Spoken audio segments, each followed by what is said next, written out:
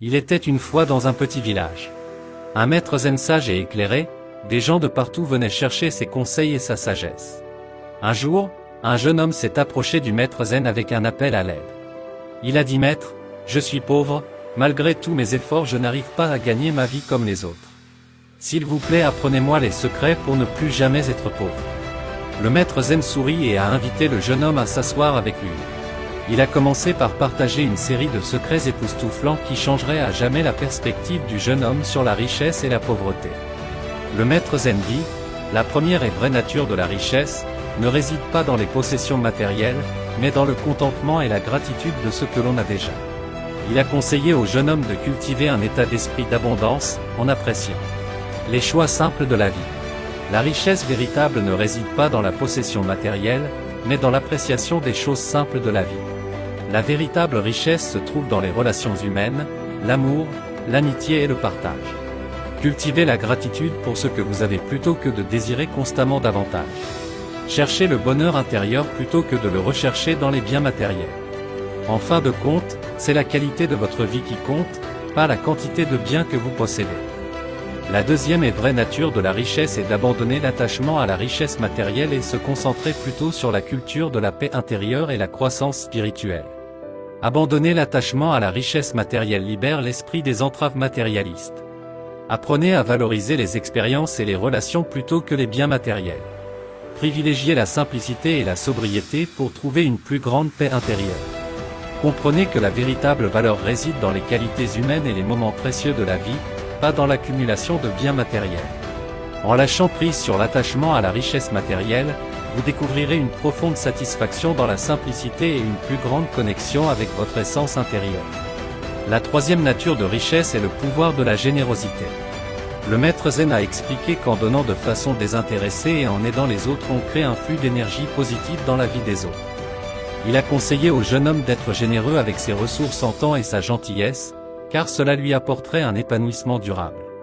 La délivrance est une vertu essentielle qui consiste à offrir librement son temps, son argent, ses compétences ou ses ressources aux autres sans rien attendre en retour. Être généreux nous permet de créer des liens plus forts avec notre entourage et de renforcer les relations sociales.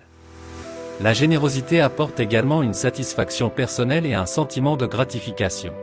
En aidant les autres, nous ressentons une joie intérieure qui contribue à notre bien-être mental et émotionnel. Il est essentiel d'enseigner la générosité dès le plus jeune âge, car cela favorise le développement de l'empathie et du sens des responsabilités envers la société. La quatrième nature de richesse est de ne pas craindre ou éviter l'échec. L'échec est une étape naturelle du parcours vers la réussite, ne le considérez pas comme une fin en soi, mais comme un moyen d'avancer.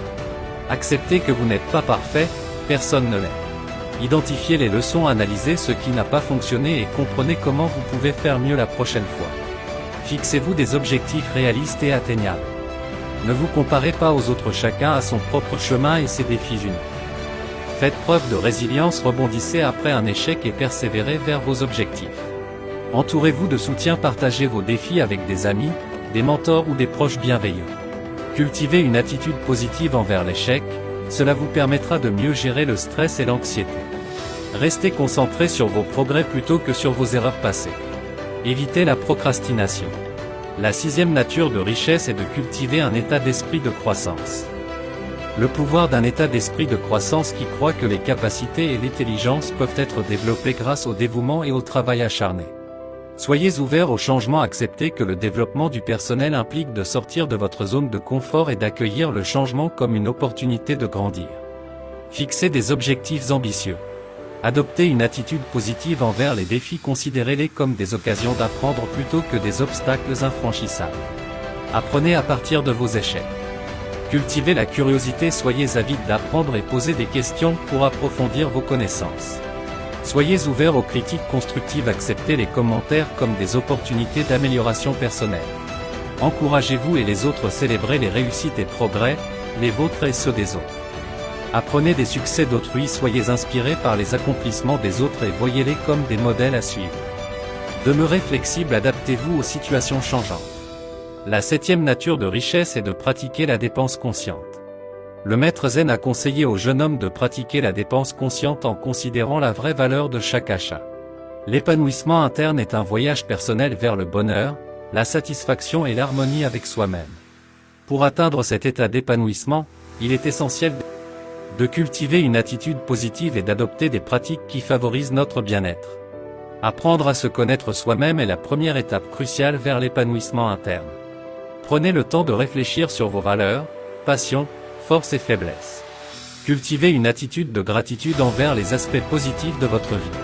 Cela vous aidera à développer une perspective plus optimiste et épanouissante. Soyez conscient de vos pensées et émotions.